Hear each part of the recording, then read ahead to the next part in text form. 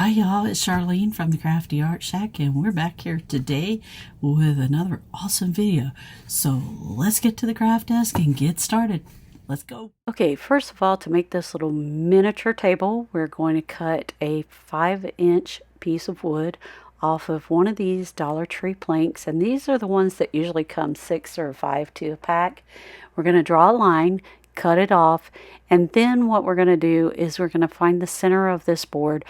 You don't have to be exact. You don't have to measure. Just get close. And then the next thing you're going to do is you're going to draw some little lines. You just want to do this so that it doesn't look unproportionate to what you're doing on the table, and making it look like little wood planks is what you're doing. But you don't have to measure it. I'm measuring it, but I kind of fudged it and said, oh, what the heck?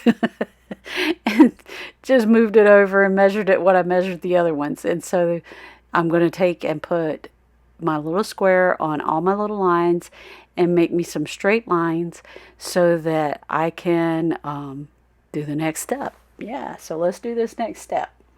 This is going to be one of those little miniature country wooden tables, and I'm making it so that my daughter can put it in her little dollhouse she's doing. So we're going to cut the end off here. Sorry about the phone. And once you score it a couple of times, it will break the rest of the way, but then you're going to have to trim that off. Whatever you do, be very careful if you pull the knife towards yourself and stop. And then once you cut that end off, you're going to want to clean up your edges like I'm doing here. And then you're going to want to take and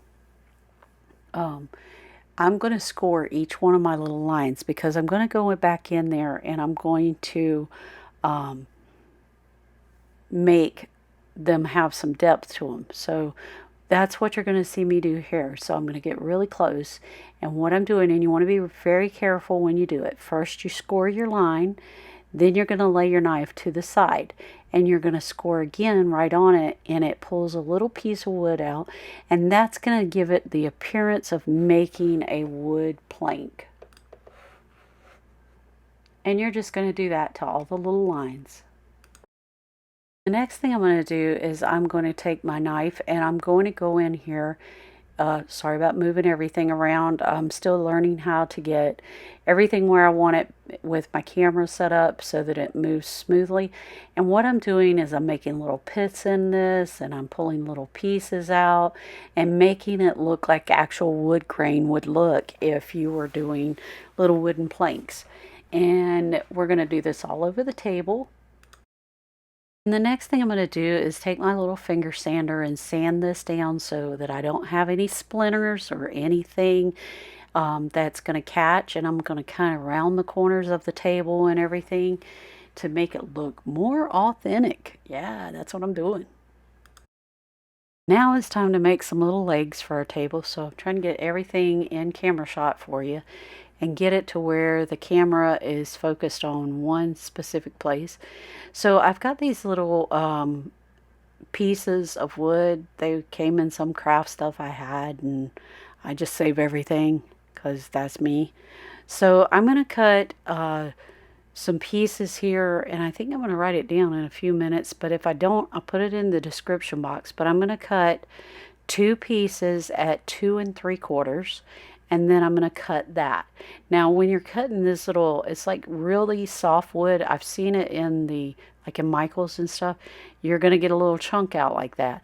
You're going to want to try to avoid doing that. So the next thing I'm going to do is cut the edges of these at an angle, because we're going to make the little table legs. And then you're going to do the same on the other piece, and you're going to cut it at an angle, and I'm just marking it so I know where to cut it at. And then I'm going to cut it at an angle because it seemed to cut better that way than just cutting straight down. So you're going to do that on both ends of your second piece as well. Yep, that's exactly what you're going to do. Then those are the ones I'm checking to make sure it's not wider than my table, because I'm kind of making this up as I go along. So then the next thing I need to do is I need to make something. Yeah, I'm going to cut another piece at 2.5 inches, and I'm going to angle the other end. And then I'm going to mark that one at 2.5 inches. Yep, I was checking it, make sure that's what I marked it at, because you're going to need 2 of those. So what we're making is we're making one end of the table and we're making the other end of the table. And I did this so that I could cut it efficiently. I think you can buy these little wooden square dowel rods at Michael's. Yeah, I think I've seen them there before. They come in a big package. And I'm going to make the other side, I'm going to angle it the same way. So I'm going to lay the other piece up there and just trim this off the same way. And if you get a piece like that, just take your little knife and cut it. But be very careful, because don't want you to get hurt. And so you're going to have the 2.5 ones are going to go up by the table. Now I'm trying to determine how tall I want my table.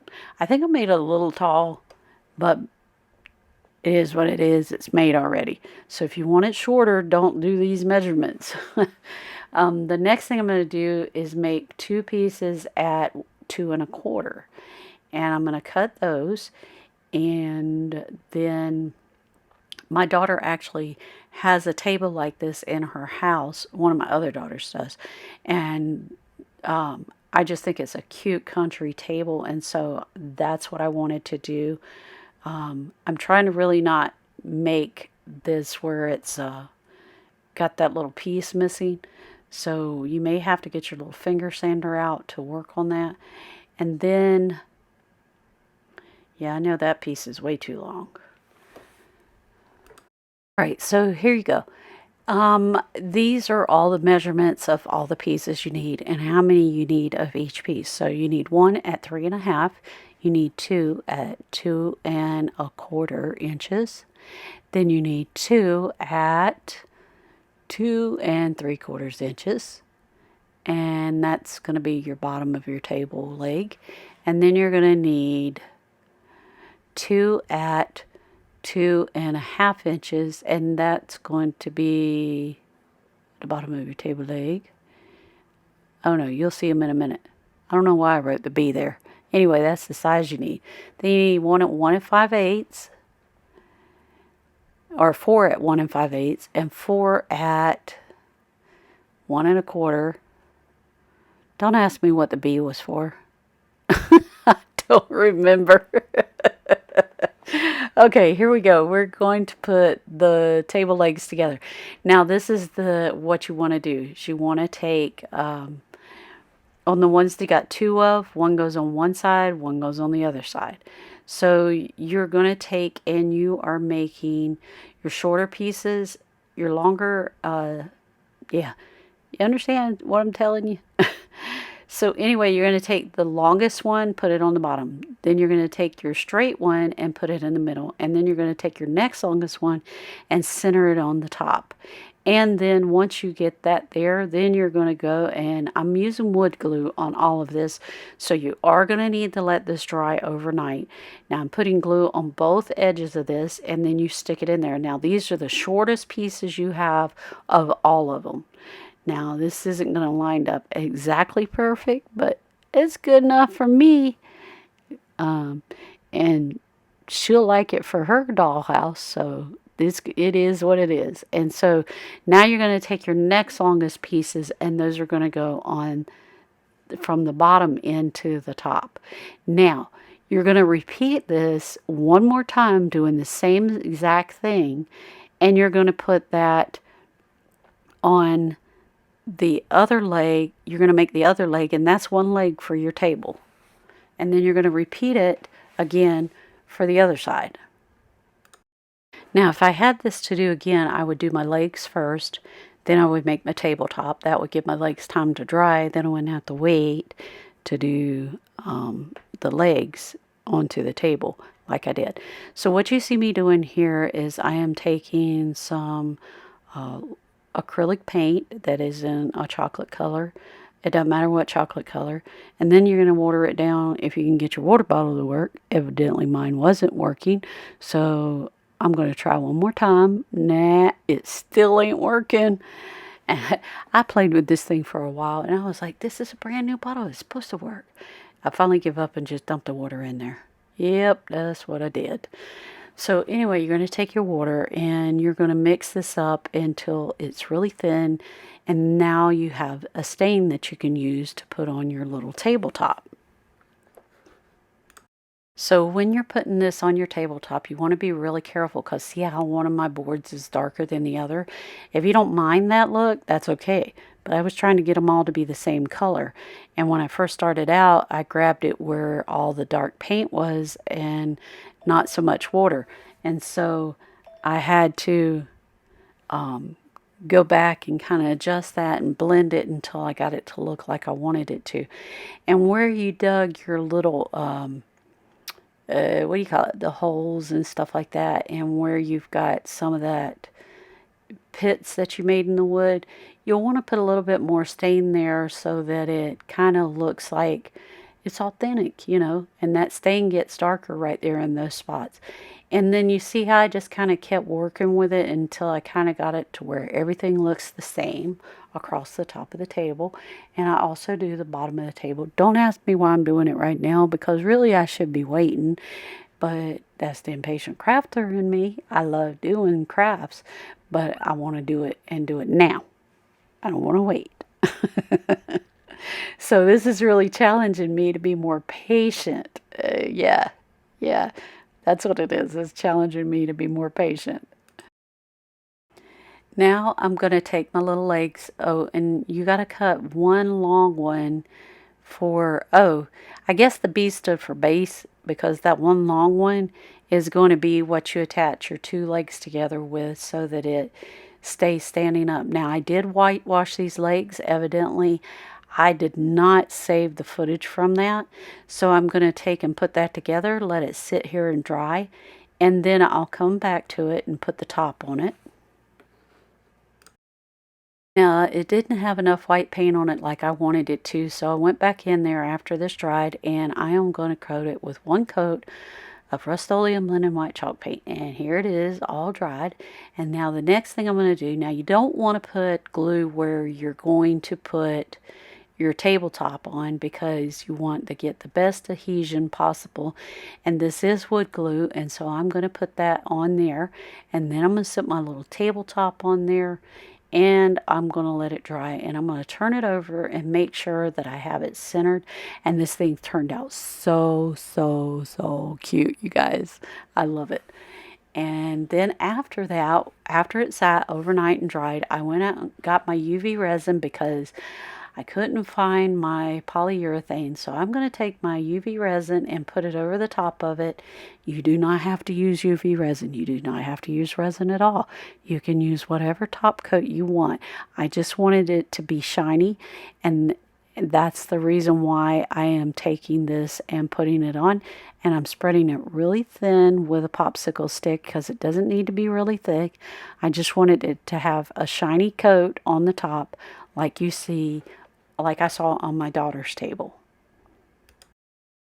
Now, if you don't use UV resin and you use regular resin, you got to let it sit overnight until that tags up and gets nice and hard.